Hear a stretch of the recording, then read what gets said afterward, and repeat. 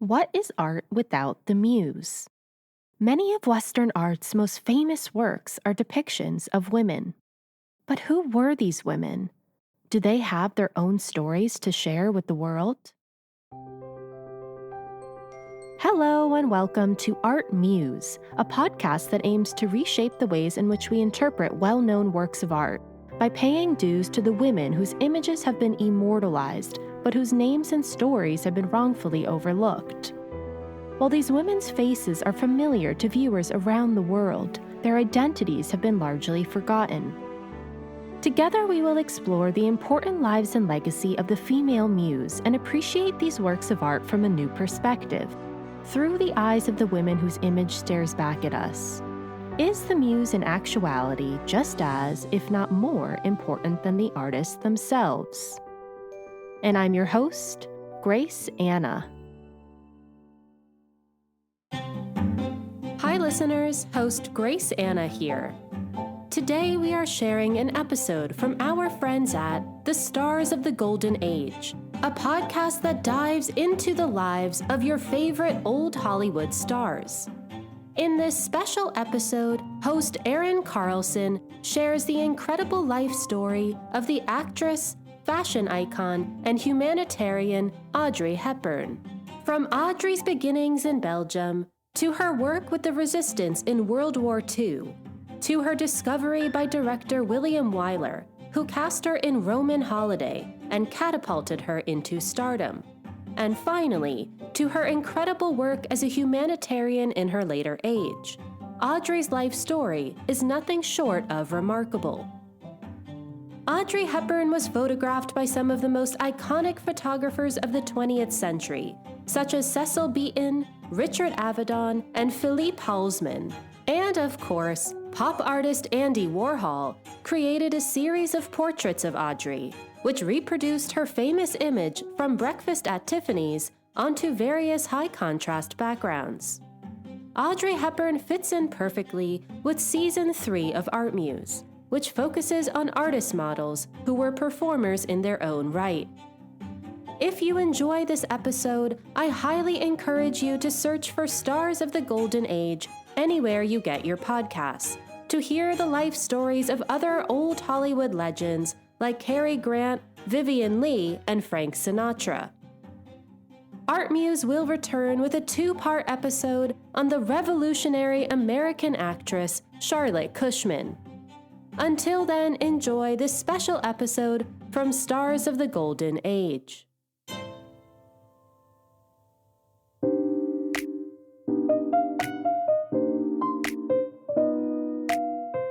Hello, listeners!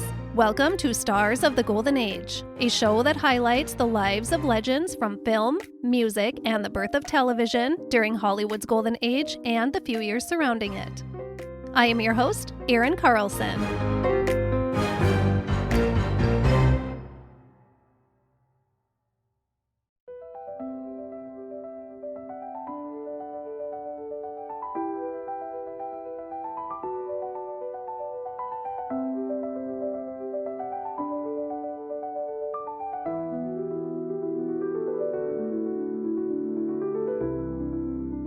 Today, we will be talking about the ever so elegant, full of love, Audrey Hepburn. Please stay tuned at the end of Audrey's story for my review of the week. Could it be yours? Wait and see. But first, Miss Audrey Hepburn. What image comes to your mind when you think of the name Audrey Hepburn? I think of perfection. I picture her in that iconic black dress and Breakfast at Tiffany's, adorned in pearls, a perfect not a hair out of place updo, and those big black sunglasses.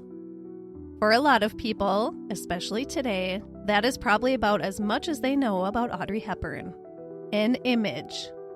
But behind that image was a real woman who bore deep emotional scars, just like many others. And she grew into a woman that wasn't afraid to hang up that elegant dress and get her hands dirty.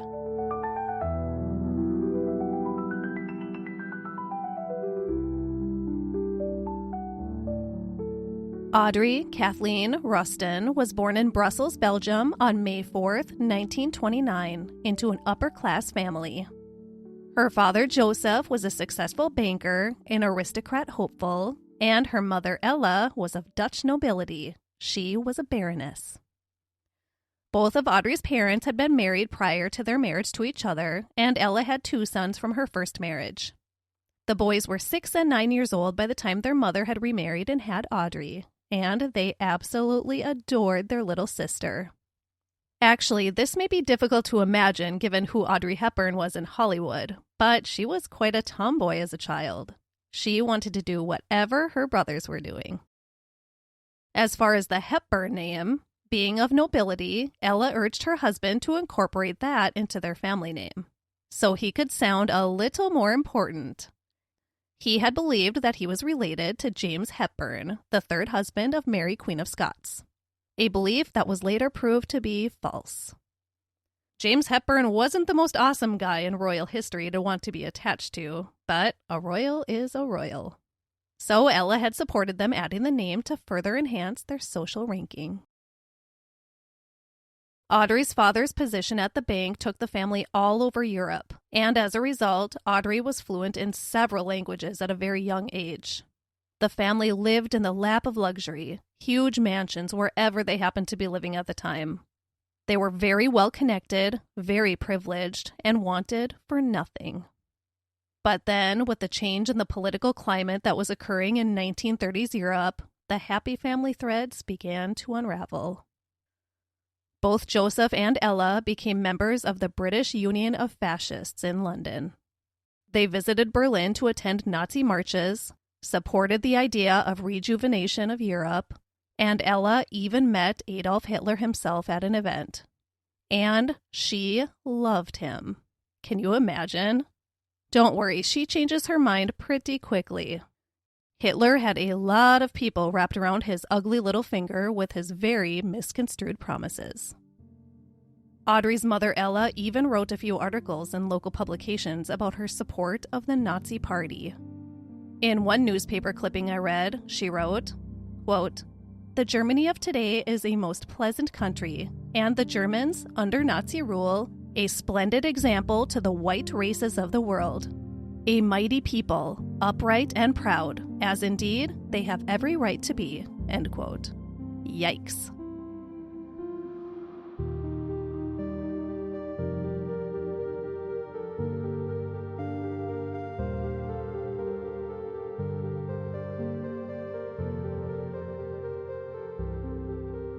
By the end of 1935, Joseph would disappear from the family. He walked out of the home one day and never returned. It's unclear exactly what the circumstances of Joseph's abandonment of his family were, but there are theories that Ella's father, Baron van Heemstra, blackmailed Joseph to leave his daughter, and with him would go her support of fascism. That's just a theory out there, though. I think you'll see it's clear that he just didn't want to have a family. The separation of her parents became a clearly defined crack in Audrey's childhood. It was the moment her childhood went from happy, loving, and carefree to her feeling lonely, isolated, and unloved. After her parents separated, Audrey's mother moved to the Netherlands, and Audrey was enrolled in school in Kent, all by herself. It was 6 months before Ella visited her daughter in Kent, who I should point out was only 6 years old. And Ella was horrified at the changes she saw in her daughter. Audrey was a shell of her former bubbly self. Audrey's parents' actions damaged their daughter so severely that her personality and lovely spirit had been locked away so deeply inside of her that she wouldn't be able to access it again for years. Thankfully, Ella saw her part in this emotionally traumatic experience that had caused such a change in her young daughter, so she moved to Kent to be close to Audrey. The little girl just needed love. Her whole world had been ripped apart the day her dad walked away. Not only was her father gone and her mother emotionally preoccupied, but she was immediately sent away, further digging in those feelings of being unwanted and unloved. With the war in Europe ramping up, In September of 1939, Ella took Audrey out of England and moved her to where she'd been living in the neutral Netherlands. Audrey's father returned briefly into her life, just long enough to bring her to the airport and say goodbye. I'm sure Audrey felt so much hope in this moment. But this was the last time she would see her father for decades. She was 10 years old.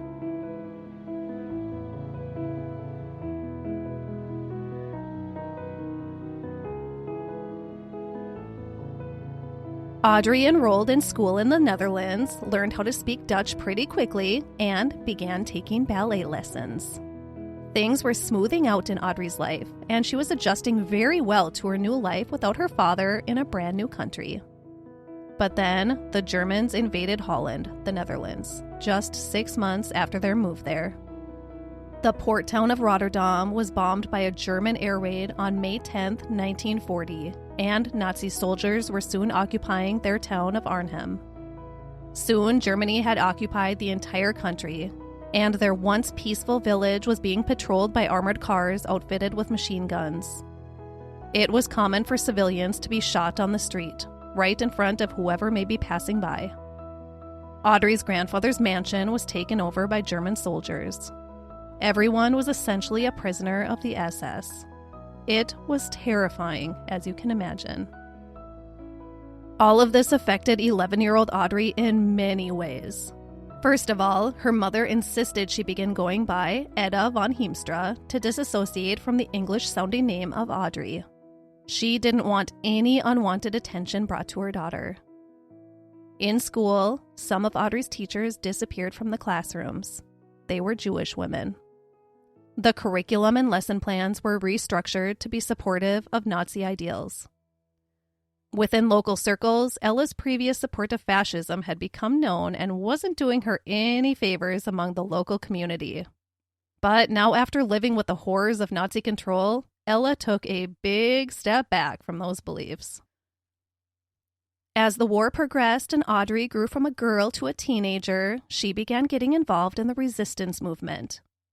She delivered the underground newspaper, delivered messages and documents, delivered food to allies in hiding, volunteered at the local hospital, and performed ballet to raise money for the resistance. All potentially dangerous things to do, but she was going to help the innocent residents of her new country any way she could. She would flutter those big, beautiful eyes at Nazi soldiers and have them eating out of the palm of her hand. All to get past them with secret messages hidden in her shoes, putting her own life in danger to help others. Eventually, Audrey and her mother fled Arnhem and relocated to Ella's father's, the Baron's home, not far away. Life was very difficult throughout the entire war. There were food rations, no proper supplies, and constant worry and fear. But they were alive, they were home, and the three of them were together, which was a lot more than millions of other Europeans had the privilege of saying. Unfortunately, Audrey's family didn't come out of the war totally unscathed. One of her brothers had spent time in a Nazi work camp, and her uncle Otto had been executed for his involvement in the resistance movement. The worst part of the war, according to Audrey, was watching the trainfuls of Jewish people being taken away to their likely deaths. The worst, she said, was seeing the children. She never forgot the image of one boy in particular waiting with his parents to board the train and the innocence on his little face. I was a child observing a child, she said. The image of these children, that boy in particular, would haunt her for the rest of her life. Audrey later recounted of living through World War II, quote, "Had we known that we were going to be occupied for 5 years, we might have all shot ourselves. We thought it might be over in a week, 6 months, next year. That's how we got through," end quote. I just want to take a minute to remind everyone to really take in these accounts we read of people who have lived through war and other horrendous events. I think it's much easier to live in denial of these things than face the reality of them.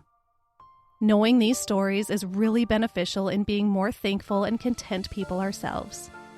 I feel that we are such a modern society of give me, give me, give me, that everyone just feels entitled to every luxury in the world, simply because they want it. Stop and read these stories, and really think about the tragedies so many people in our past and present have been forced to endure. A fight to just stay alive. I could not recommend the book Man's Search for Meaning by Viktor E. Frankl enough. He was a psychiatrist who survived life in Nazi concentration camps. And in this book, he lays out the very detailed horrors of fighting for survival every second of every day. And then he writes about how to take the good from that horror, the meaning of it all, the meaning of life. Parts of it, lots of it actually, are really, really difficult to read, but I think we all need to know these horrors of our past. It's really, really inspiring. Knowing these things and revisiting these kinds of stories helps us be more humble ourselves. For me, at least. I know damn well how blessed I am, and I don't deserve any of it. And it could all disappear in a second. For any of us. Please pick up a copy of Man's Search for Meaning. It's so good. The war finally came to an end in 1945 after a long 5 years. The daily horrors were behind them, but now, like so many others, they were left to pick up the pieces and rebuild their lives. Audrey and her mother were alive, they had survived, and they were incredibly thankful for that. But Audrey was left extremely malnourished, and her body was really fighting to survive. She was a naturally thin person, very thin, but she was left to nothing after the war. She was jaundiced, anemic, and developed a severe respiratory infection. Her body was so weakened. She had a long road of recovery ahead of her to rebuild her strength. She actually came close to death, but cigarettes, of all things, saved her life. Not smoking them, that would definitely not be a good idea. A friend of her mother's was able to send thousands of cigarettes to them, which Ella sold on the black market. And then she used that money to pay for the penicillin needed to save her daughter's life. These two had survived war. They could do anything now. Audrey's brothers returned home after the war, and with their family wealth depleted, they moved to Amsterdam, and Ella and the young men had to get jobs, which wasn't something any of them had ever done before the war. They were nobility. They didn't work. Ella, who grew up very privileged, found a job as a housekeeper. She had never cleaned a thing in her life. She had no idea what she was doing. And she'd lived her whole life before the war giving orders and being waited on hand and foot, not taking orders.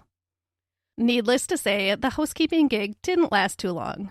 Luckily, she found a job that was much more suited for her personality and experience. Flower shop manager. And from there, she worked at a hair salon.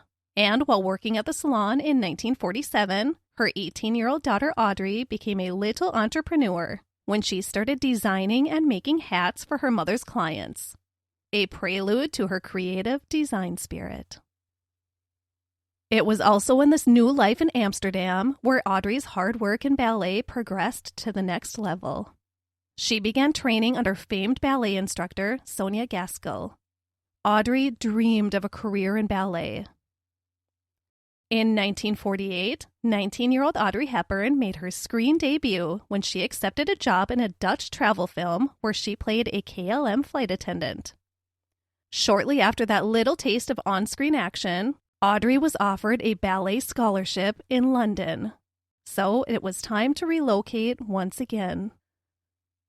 In London, she supported herself with some modeling and receptionist work while she worked tirelessly in her ballet studies. Unfortunately, she was eventually told that her height of 5'7", which was a bit on the taller side for a ballerina, and her still weakened body from the effects of the war would make it impossible for her to ever become a prima ballerina. This crushed her. This was her one dream. So, never to be defeated, she thought she would dabble in acting again. Audrey joined the line of hundreds of other beautiful young talent at a casting call for a musical called High Button Shoes at the Hippodrome Theatre in London. And she got a part as a chorus girl in the production. And then another production. and another. With each one, Audrey stood out from all of the other chorus girls. Everyone noticed her amongst the other women, and she had soon taken London by storm. "I plunged into show business in London," Audrey recalled. "It was the best cure ever." In 1950, at 22 years old, Audrey Hepburn first appeared in British Vogue, a publication that would soon fall in love with the soon-to-be style icon.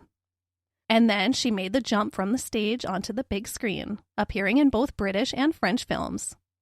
And just as she was beginning to settle into this new life of mostly minor film roles, everything was about to change for her. The French author Colette, writer of the novel Gigi, had seen Audrey and was interested in her for the Broadway production of her story in 1953. She wanted Audrey Hepburn to play the lead role of Gigi. It was a very exciting opportunity.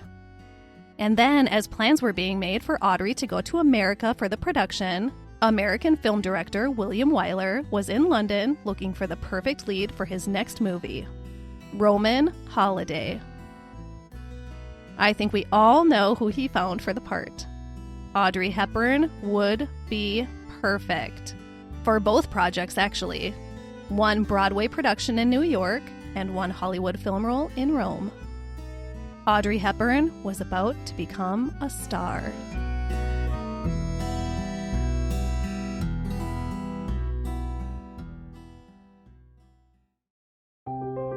We'll continue our story after a brief word from our advertisers.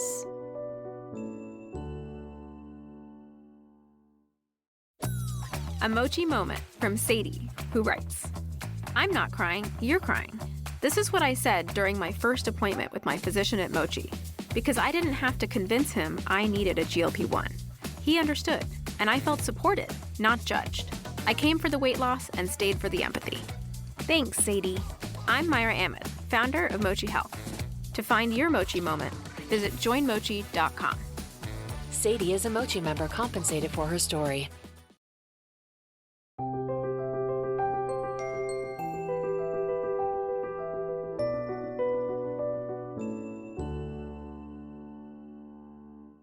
Welcome back, listeners. Now let's dive back in. When Audrey Hepburn was introduced to American moviegoers in Roman Holiday in 1953, they were presented with something they'd never quite seen before. She was elegant, yet innocent. She was stunningly beautiful, yet there was something almost childlike about her presence. She carried herself with great grace and sophistication thanks to her upper-class upbringing, very similar to Grace Kelly. Audrey Hepburn was an overnight star. When asked by a reporter if she had any advice to others on becoming such an instant sensation, she said, quote, "The only advice I can give is that they make sure they want to be it enough, because as it's so often said, hard work is never hard work when it's done with love," end quote. Audrey Hepburn won the Best Actress Oscar at the 1954 Academy Awards ceremony for her work in Roman Holiday.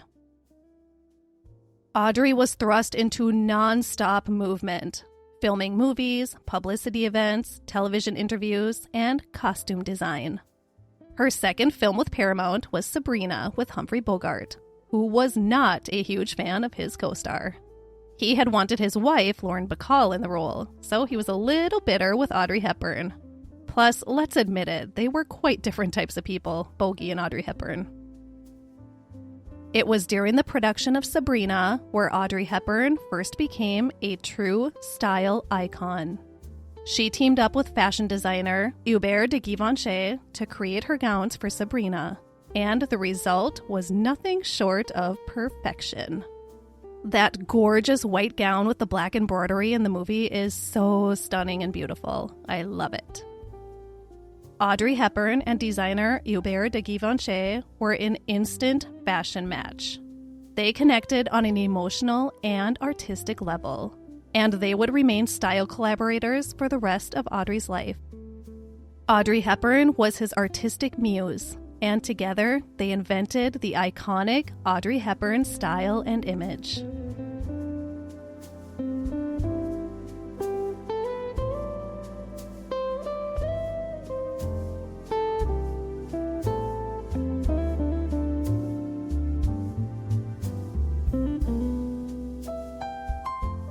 Audrey Hepburn's life was about to change in other ways, too. She was about to become a married woman. After filming Roman Holiday in Italy, co-star Gregory Peck skedaddled his way back to U.S. soil to tell his best friend, actor Mel Ferrer, that he had to meet this woman. The two hit it off and were married on September 25th, 1954 in Switzerland, where they were both preparing for a movie they would star in together, War and Peace. Those close to the couple said that they were a wonderful match. They were equals in their relationship, so un-1950s, and they respected each other greatly. The first movie I remember seeing Audrey Hepburn in was Funny Face with Fred Astaire, because I love Fred Astaire. This movie was released in 1957. Audrey Hepburn had a rich background in dance, mostly ballet, but she didn't think she was anywhere near Fred Astaire level of dance. She was terrified to dance with him. She said, quote, "I know how good I should be to dance with Fred Astaire, and I knew I wasn't. To be cast opposite him was terribly exciting, but I was very apprehensive," end quote. As if we'd expect anything less, it turned out beautifully.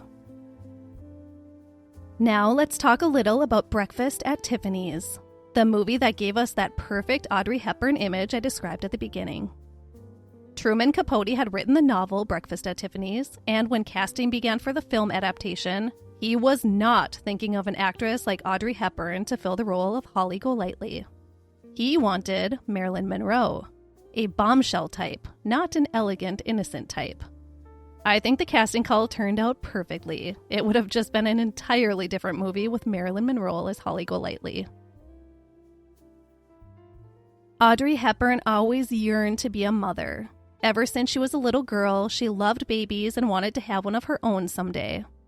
I assume her emotionally scarring childhood left her with a desire to give a child the love they deserved and needed to. The love she never had.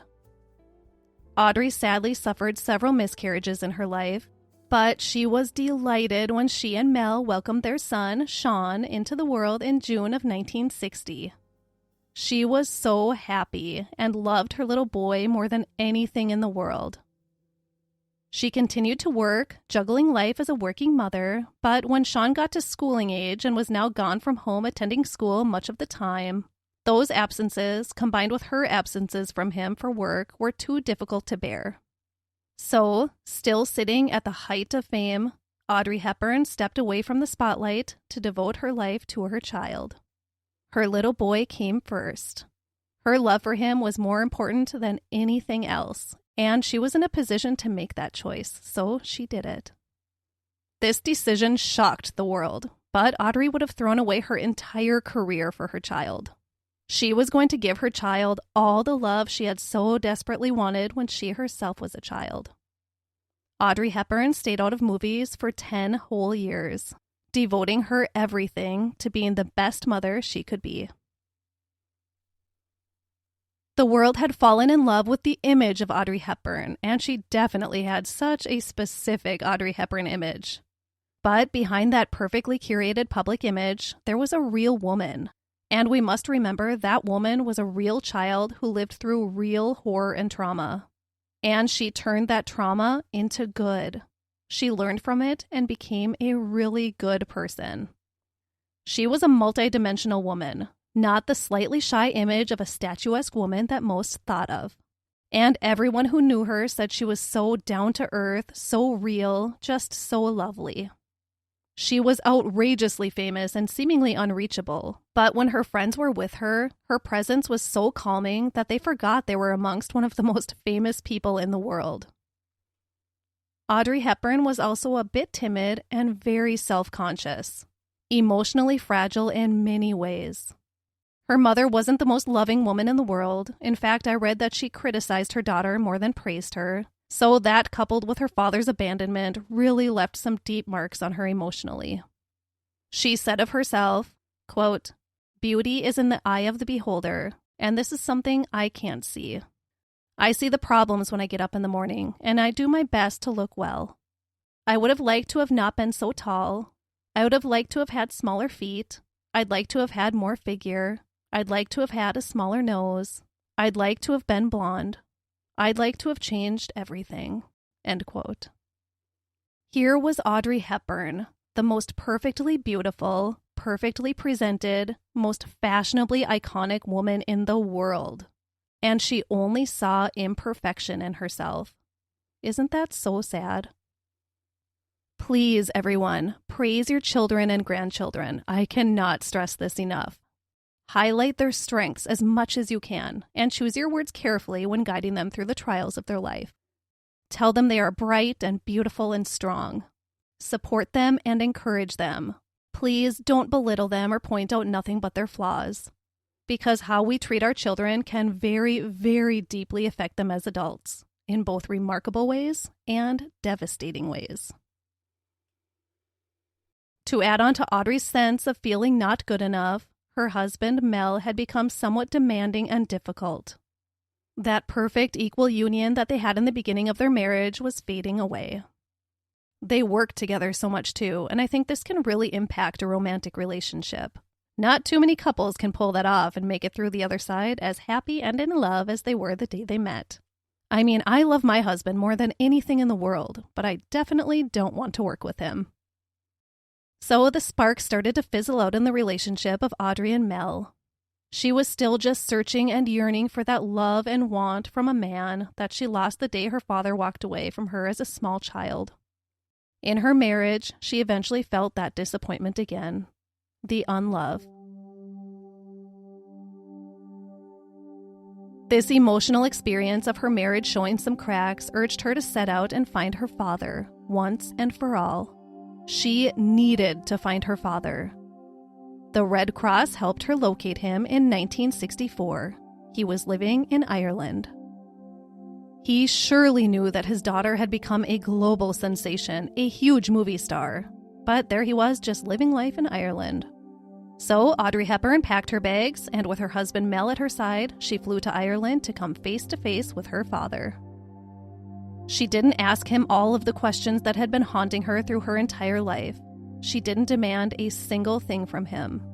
She just needed to see him and know that he was there. I think what she really wanted was for him to have an emotional reunion with her, to embrace her and cry apologies at her. But he didn't do that. He was emotionally cold to her, and I saw 2 photographs of them from this reunion, and his face just screams, "Get this BS over with." She is leaning into him in these photos, and he is leaning away. This did not help Audrey Hepburn's emotional state regarding love and acceptance. What a jerk. And to top it off, Audrey supported her father financially for the rest of his life.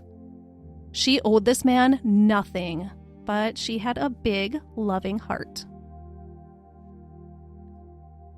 Audrey and Mel's marriage ended in 1968 after 14 years of marriage.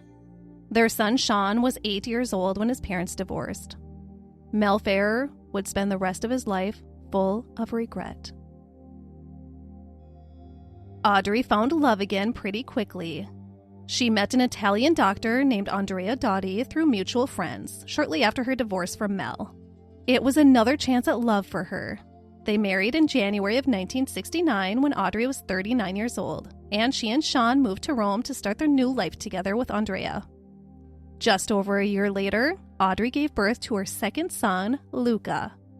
Audrey was elated to have another child to smother with love. As for her marriage, though, well, Andrea wasn't the most devoted man in the world. This poor woman just wanted love and respect from a man, and nobody seemed to be able to completely give that to her. Andrea had a, quote, complicated personality and was known to party the night away with other women, oftentimes much younger women. I want to share a passage I heard in Audrey's own voice about her struggles in love, because I just found it so very sad. She said, "Your heart just breaks, that's all. Men are human beings with all the frailties women have. Perhaps they are more vulnerable than women. I think you can hurt a man so easily. You cannot judge, you cannot point fingers, you cannot put anybody in a mold. You've just got to be lucky enough to find somebody who you can satisfy, and then who pleases you if you're lucky." I'm going to read that last part again. You've just got to be lucky enough to find somebody who you can satisfy, and then who pleases you if you're lucky. That Audrey Hepburn thought this way, and I'm sure many, many other women who were disrespected the way she was. Oh, it just breaks my heart. She tried so hard to make her husbands happy, to satisfy them, and she thought she was the one who failed. And yes, you can judge and you can point fingers, especially to somebody who made vows to you and then stomps on you over and over again. It was a different time. Audrey held on to her marriage as long as she emotionally could, just as she had with her first marriage to Mel. She wanted to avoid that heart-wrenching heartache as long as possible, but staying in the marriage was heartache enough. She was lonely, defeated, and sad. The marriage ended in 1982 after 13 years. Audrey left Rome after her marriage ended, and she moved to Switzerland. She left the constant Italian paparazzi. She left the sad memories. She left her past. She left it all to start a new life once again. She was always forced to start a new life. Audrey sought peace in Switzerland. She wanted peace and calm and simple and quiet and ordinary. And she found it. She was able to have all of that in Switzerland. And she also found the love she'd always deserved.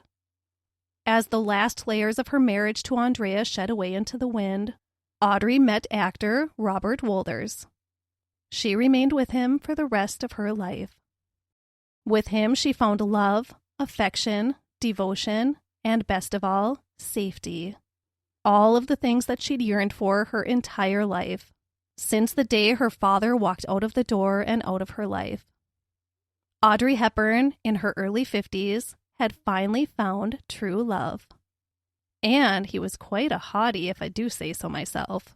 Much better looking than Andrea, who could have been Andy Kaufman's twin brother. Not that appearance is all that matters, but it sure doesn't hurt, right? We'll continue our story after a brief word from our advertisers.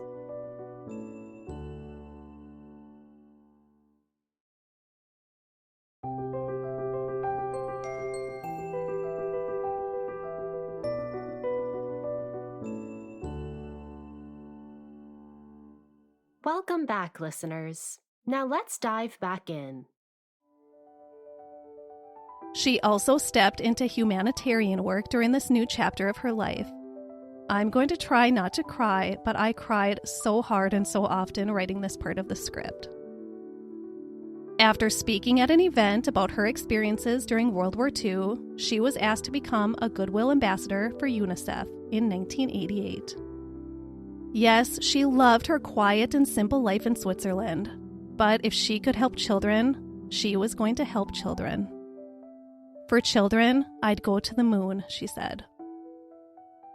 Audrey Hepburn, the little girl who always wanted to have babies and to be a mother, was now able to share all of her heart with so many children around the world who really needed it. She helped the children, and she helped herself.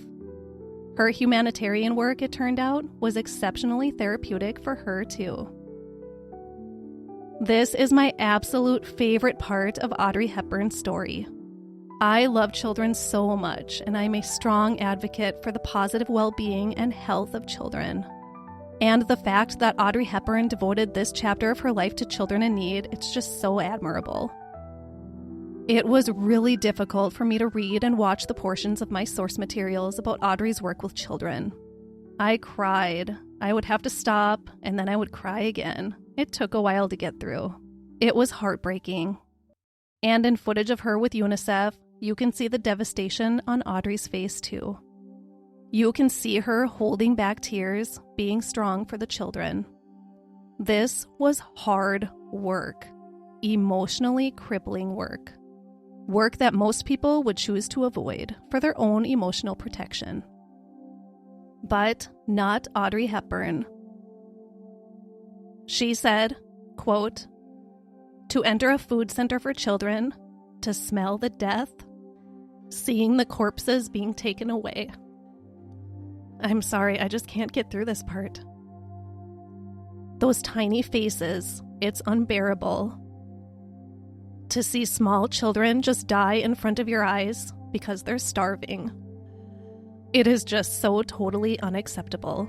End quote. She watched children die. She held small children as they gasped for air and took their last breaths. Audrey took a stand.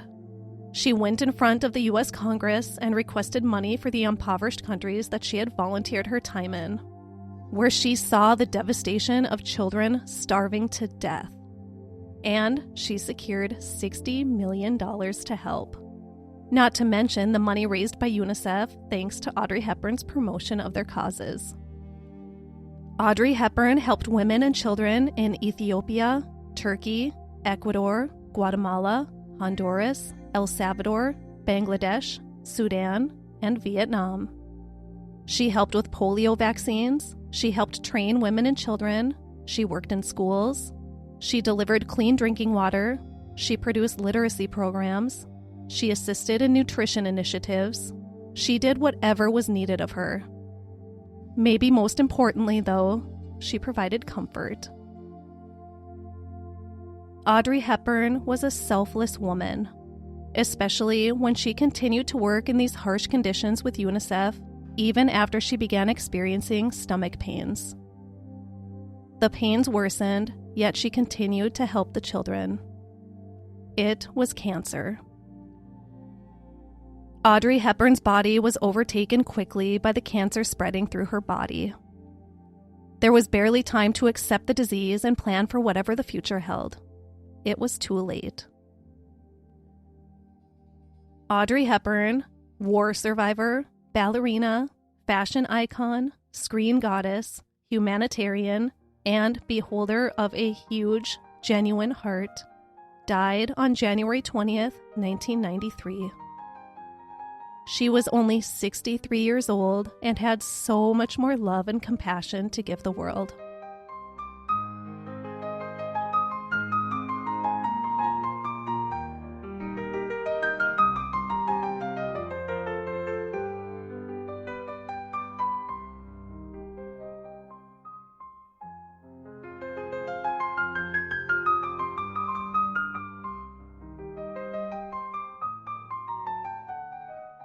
Now, I would like to share some other interesting things I learned about the wonderful Audrey Hepburn during my research.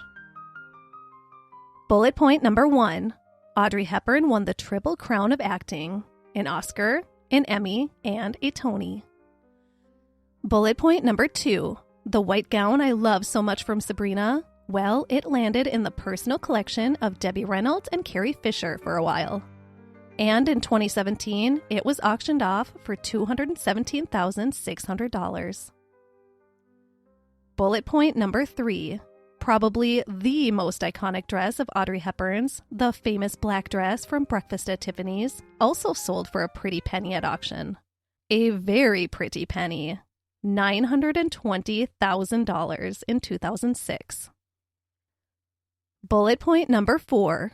After accepting her first and only Oscar for Roman Holiday, she accidentally lost the Oscar for a few minutes. She forgot it in the bathroom. Luckily, it was still there when she rushed back to retrieve it. A Hollywood newbie mistake, I'm sure. Bullet point number 5. President George H.W. Bush presented Audrey Hepburn with the Presidential Medal of Freedom in December of 1992 for her outstanding work with UNICEF. She was too ill to attend the ceremony. She died just a few weeks later. Bullet point number 6. Audrey Hepburn donated every cent of her film and television projects while working with UNICEF to UNICEF. She wasn't in it for the publicity, just appearing in a few shots for the world to see and not really doing the work. She was doing the hard work and giving money to help children in need. She really cared. In conclusion, Audrey Hepburn may be known mostly for her perfectly curated, stunning image during the 1950s. But there was so much more to this beautiful woman. She was abandoned by her father as a child, and for the most part abandoned by him all over again after she tracked him down as an adult. She never really had a home. She survived the horrors of war. She almost died from the malnutrition and disease that she sustained during World War II. She achieved overnight stardom. She found love, she had her heart shattered, she reconstructed her heart one piece at a time, and had it shattered all over again. She loved fiercely and forever sought that kind of love in return. In her children, she got that. Audrey Hepburn had a very complex life full of the highest of highs and the lowest of lows. She learned survival at a very young age, and she used the strength she gained there to endure all the pain that came her way throughout her life. She deserved none of that pain, but she didn't come through it with bitterness or resentment. She came through with love, strength, hope, and a strong admiration for life.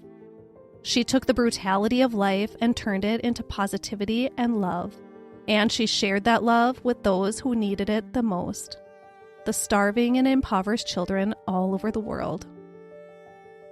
Audrey Hepburn's selfless work with UNICEF is the most admirable aspect of her entire rich life.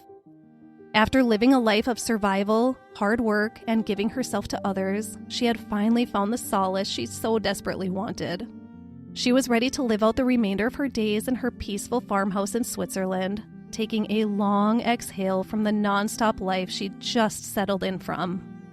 But when asked to help children who didn't have a speck of food to eat or a drop of clean water to drink, there was no way Audrey could comfortably sit in her beautiful Swiss home.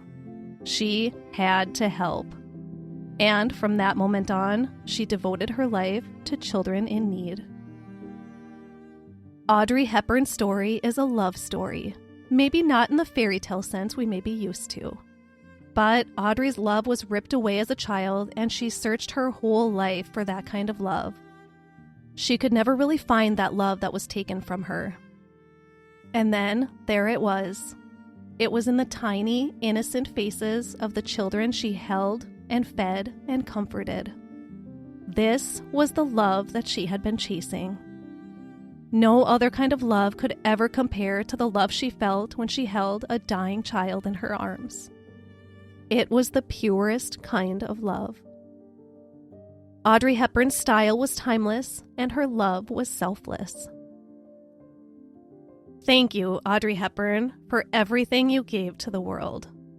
Thank you for enduring the terrors of war and coming through the other side ready to spread a positive attitude and a message of hope. But most of all, thank you for helping the children. We'll continue our story after a brief word from our advertisers.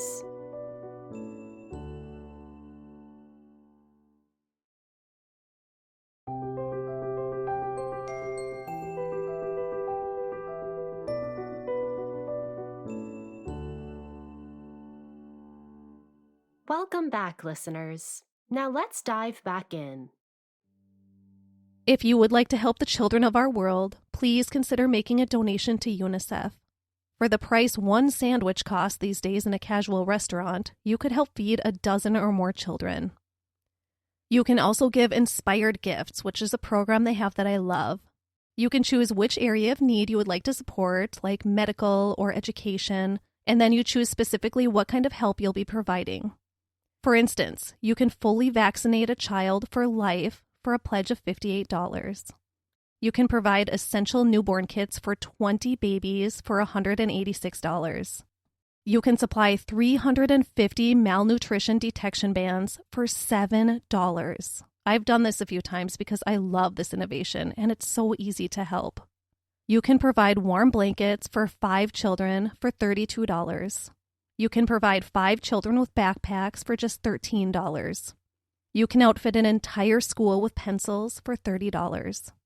Even things you may not consider, things that are really a luxury to most of us, like menstruation products for teenage girls. It's a really, really awesome support program they offer at UNICEF. I donate monthly, and I know my money is going to really, really good causes. When I think about my donations to causes, I'm not made of money and I haven't stumbled across any money trees yet. I always stop to think, Remember the stupid stuff that you spend money on all the time. Those one-click purchases on Amazon that you don't really need. Remember how much you spend on one cup of coffee. Remember how easily you throw over $100 to a restaurant for a meal for two. I can afford to help others. Ask yourself if you can too. You can donate at unicef.org. That's unicef.org. To go directly to the Inspired Gifts menu, visit market.unicefusa.org. Okay, that was an emotionally wild ride. Now it's review time. This week, I would like to share a review from user JLN93 on Spotify. They said, "You have the most unique voice. It's different, yes, but that's what makes you unique to listen to. I love your content, I love your presentation, I love your research, and I love your passion. Keep up the good work." A little retaliation at the person that said they didn't like my voice. I love it. Thank you so much, JLN93. As far as that research, I am engrossed in podcast research pretty much every free moment of my life. And you know what? It's not a hindrance. Quite the contrary. In this modern world full of so much hate, nastiness, inconsideration for others, and a world overtaken by social media and now AI influence, I hate AI, it is such a welcoming opportunity to be able to step back in time and live vicariously through these lives that I get to dive into. It makes living in today's world a little more bearable. I've said it before, but I grew up with a historian, my dad, so I think a love of yesterday is just in my blood. I've always loved old movies and television shows way more than anything current through my entire life, and the grace in which people carried themselves in the first half of the 20th century was just very admirable. People dressed well all the time, opposed to the pajama-clad Walmart shoppers of today. People lived simple, happy lives. And, best of all, people were kind to each other. They had manners. People don't have manners anymore. So all of that said, it's really refreshing to step back in time and experience those things that are so lost to society and, unfortunately, I don't think are ever coming back. And I'm beyond happy to share everything I learn with you all each week. Thanks again, Spotify listener JLN93, and thank you all so much for listening to the show. My goal is to grow enough in the next couple of years where I can put even more time and research into the show and share even more fun content. I do have some really great ideas. I even have an idea for a second show, but I barely have enough time to put this one out, so that will have to remain a dream for now. But the more listeners I have, the greater chance those dreams may become a reality. So thank you all so much. If you want to hear your review or comment of the show, please leave one where you listen to your podcasts or a comment on my posts on Facebook or Instagram. And maybe I'll read yours in an upcoming episode. Even if it's bad, I'll read it and promise to be nice about it. And these reviews also really help with show discoverability, so it's very helpful. One more thing, and then I will let you go, I promise. I just want to remind everyone that I'm now releasing 2 episodes with the same content. I'm dabbling into the world of background and transition music to add a little more emotional effect to my stories. So Tuesdays will be the release of those episodes with some music in them. But if you are sensitive to podcasts with music incorporated in them, like I am releasing the same content with no music added on Wednesdays. They are labeled as sensory sensitive. The only music in those will be the intro and outro, just like all of the episodes up until recently. So you can choose your own adventure as far as that goes. And hopefully I'll get a little better with this whole music thing as we go along, because I have no clue what I'm doing. For this episode, I used a book titled Audrey Hepburn, A Life from Beginning to End, part of the Hourly History series. I also used a phenomenal documentary titled Audrey, which is available on Netflix. Highly recommend watching it.